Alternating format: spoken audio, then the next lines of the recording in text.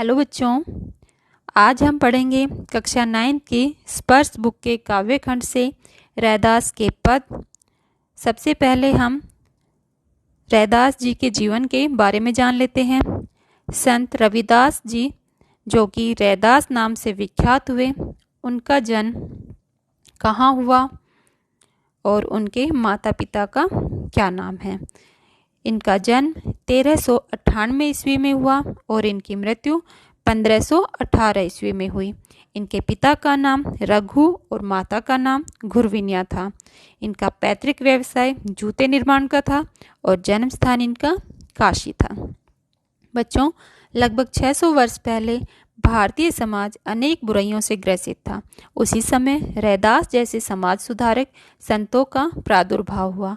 उन्होंने साधु संतों की संगति से पर्याप्त व्यवहारिक ज्ञान प्राप्त किया था। ये काशी के प्रतिष्ठित संत रामानंद की शिष्य मंडली के महत्वपूर्ण सदस्य थे, अर्थात ये रामानंद जी के शिष्य थे। इनके जीवन से जुड़ी एक घटना का वर्णन यहाँ पर किया गया है।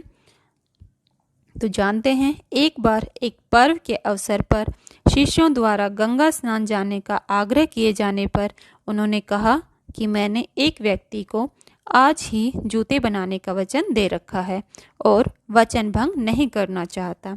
मन यहाँ लगा रहेगा तो पुण्य कैसे प्राप्त होगा। कहा जाता है कि तभी से यह कहावत प्रचलित हो गई कि मन चंगा तो कटौती में गंगा। प्रमुख उपदेश। रैदास जी द्वारा दिए गए उपदेशों का वर्णन हम करने जा रहे हैं। संत रैदास ने ऊंच नीच की भावना तथा ईश्वर भक्ति के नाम पर किए जाने वाले विवाद को सारहीन तथा निरर्थक बताया और सभी को परस्पर मिलजुल कर प्रेम पूर्वक रहने का उपदेश दिया। उनका विश्वास था कि राम, कृष्ण, करीम, राघव आदि सब एक ही परमेश्वर के विविध नाम हैं। सभी ग्रंथों में एक ही परमेश्वर का गुणगान किया गया है। उनकी वाणी का इतना प्रभाव पड़ा कि समाज के सभी प्राणी उनके प्रति श्रद्धालु हो गए। कहा जाता है कि मीराबाई भी उनकी भक्ति भावना से प्रभावित होकर उनकी शिष्या बन गई।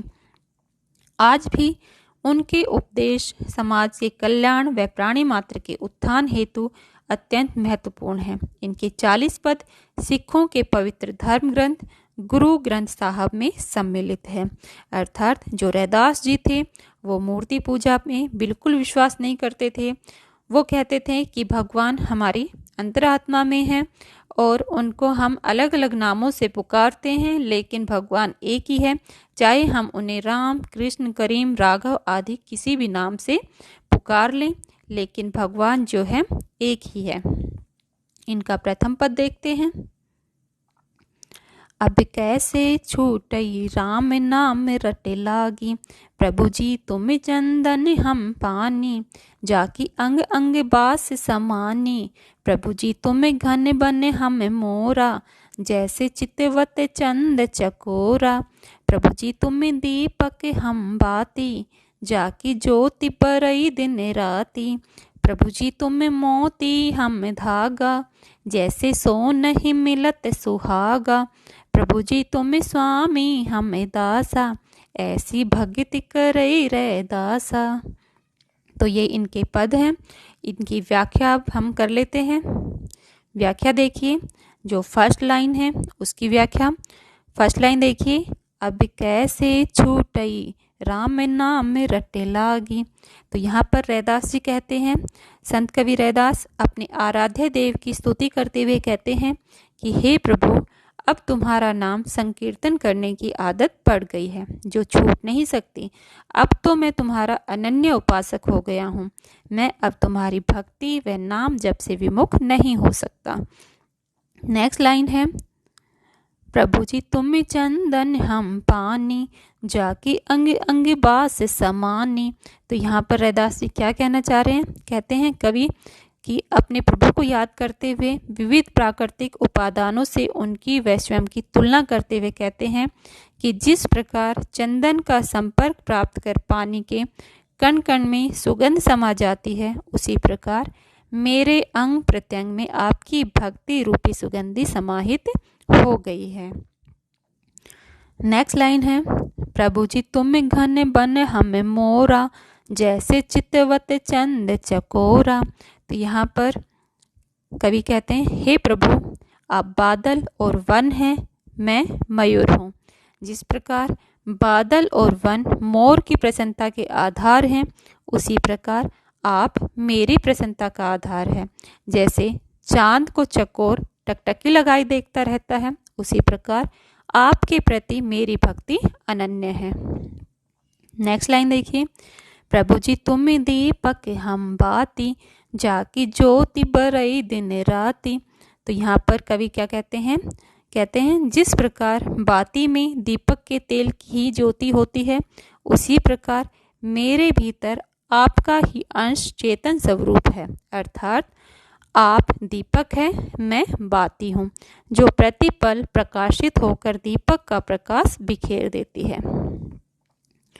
नेक्स्ट लाइन देखिए, प्रभु जी तुम मोती हम धागा, जैसे सोन नहीं मिलत सुहागा।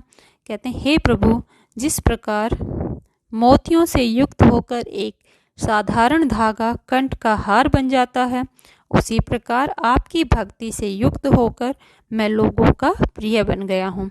आपका और मेरा संबंध ऐसा है जैसे सोने में सुहागा मिलने से उसकी चमक बढ़ जाती है, वह अधिक टिकाऊ व खरा हो जाता है। वैसे ही आपकी भक्ति पाकर मेरी महत्ता बढ़ गई है। सुहागा क्या होता है? सुहागा एक ऐसा पदार्थ होता है जिससे सोने को शुद्ध किया जाता है। प्रभु जी तुम स्वामी हम दासा, ऐसी भक्ति करई रैदासा। हे प्रभु आप मेरे स्वामी हैं और मैं आपका दास हूँ। मैं दास्य भाव से युक्त ऐसी ही भक्ति अपने प्रभु को समर्पित करता हूँ। तो आज हमने क्या सीखा? कवि अपने आराध्य को याद करते हुए उनसे अपनी तुलना करते हैं। वह प्रभु कहीं मंदिर में या मस्जिद में नहीं विराजता, वरन उसके अपने अंतस में सदा विद्यमान रहता है। कवि ने परमात्मा के साथ अपना दास्य भाव प्रकट करते हुए प्रभु के प्रति अपनी भावनाओं को सहज, सरल व प्रभावशाली रूप में अभिव्यक्त किया है। वे उस निराकार तक पहुँचने का अथवा उसका कृपा पात्र बनने का एक ही उपाय सुझाते हैं, उनके प्रति भक्ति तथा उन पर अटूट विश्वास। धन्यवाद।